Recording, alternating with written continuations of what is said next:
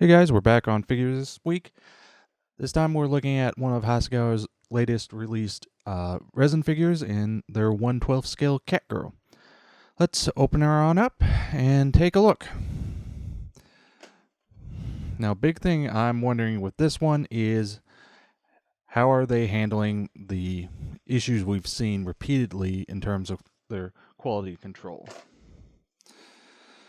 Now, as always, they thankfully do a very good job of packaging these figures, so likelihood of getting broken parts is going to be fairly low, at least as far as damage from shipping. Alright, to start out with the main torso of the figure, which includes their head and hair pieces, which is probably the one complaint I have with this figure as far as design choices, is doing the hair as an attached piece. It would have been nice had they included it as a separate piece just to make painting and masking easier. Now, in terms of the overall casting quality, that does seem like a marked improvement over some of their other recent releases. With the only real, major issue is it does seem like this here is a little on the thinner side, but that's relatively easy to fix if the camera will focus. Other than that, aside from some minor mold lines, which are be easy enough to clean up, this is definitely a significant improvement over what we've seen recently. Sculpt in the face is quite nice, and I have no real complaints there. So far, we're off to a good start.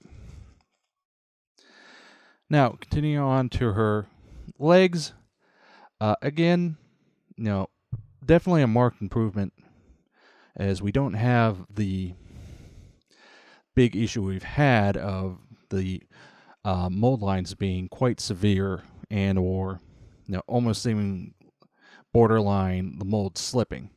Now, I did find one minor issue, and that is here with this particular pour stub. Fortunately, they decided to put it right on the back of the leg where a seam line is supposed to be for the boot. Now, thankfully, this is relatively easy to clean up, but it was a very poor choice on Hasegawa's part to put it there. Other than that, it should thankfully clean up pretty easily, and we also do just a quick little dry fit. Now, the fit is surprisingly good. I mean, it's just shy of just drop it right in. You might have to wiggle it a little just to get it seated perfectly, but other than that, it's done actually pretty well. Now, moving on to the hands and arms. Now, this is where another issue with the pour stubs, it's a little excessive here on the elbow. They could probably have potentially gotten away with it being a little smaller, and so you could try to maintain that point in the elbow a little more than what you're going to probably end up doing just to clean it up. But that's a relatively minor. The only other issue I found with casting quality was in her nails, and I don't know how well this will show up on film, because unfortunately I don't have a macro lens I could use for this camera. But the casting on her nails is not that great. It could be a little better, so I would say you will have to spend a little time cleaning those up. Recently to the release or recording of this video, I know Leona, since she recently did a video where she showcased a technique for doing nails that used a combination of tape and UV resin. So that is something to look into, as that might be a potential way to better fix these nails as opposed to anything else I can right now come up with. As for her tail, no issues with the casting quality there. So moving on to the instructions. Now, as this is a fairly simple assembly kit, it's basically just attach the arms and the tail. There's not a whole lot to it.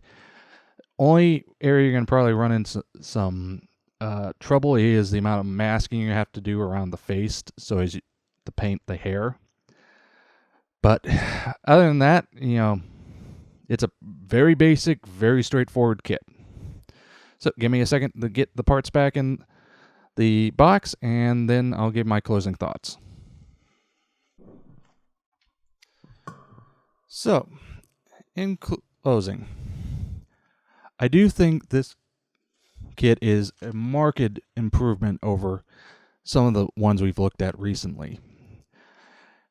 It at least tentatively looks like Hasegawa is trying to improve their quality control, as you don't see a lot of the same issues we've seen with the last couple of these that have been put out. However, I can't rule out the possibility that I just got lucky and got one that was cast from a relatively fresh mold. That is the one factor I cannot, at least at this point, say if is true or not. At the moment, I do have one or two more of these in my stash, and or potentially coming relatively soon. So we will see if this is the trend they're now going with, and this is the level of quality that they're aiming for. Then I would say bravo on part of Hasegawa. They've learned from their mistakes and are working to improve the quality. So that was a look at Hasegawa's 1/12 scale Catgirl. Nicely cast figure, and should prove to be a relatively fun kit to build. So until next time.